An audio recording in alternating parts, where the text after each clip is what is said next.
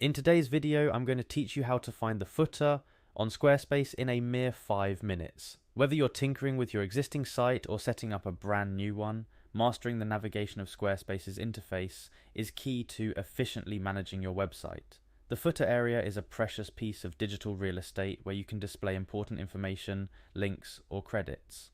So, let's dive right in. Firstly, we need to navigate our way to Squarespace. Open up your favorite browser and type in the Squarespace website URL. This is your gateway to accessing the vast array of tools and settings Squarespace offers for customizing your website. Once the Squarespace homepage loads, you'll see a variety of options, but the one you're interested in is the Login button. Click on this button to proceed. Squarespace offers a seamless login experience, and you'll be prompted to continue with various options for logging in. For ease and convenience, let's use the Continue with Google option.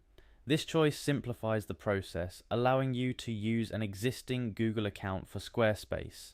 Click on it and you'll be presented with a list of your Google accounts. Select the Google account you wish to use for this session. It's important to choose the account associated with your Squarespace website to avoid any login issues.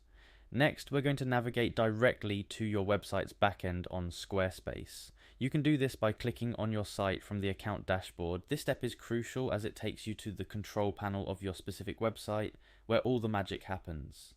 Now, to the core of today's tutorial, finding the footer on your Squarespace website. Once you're in the backend of your website, you need to enter the edit mode. Look for an option, link, or button that says edit and click on it. This will switch your view to a mode where you can customize various parts of your website, including the footer. With the edit mode active, it's time to scroll down. Navigate to the very bottom of the page.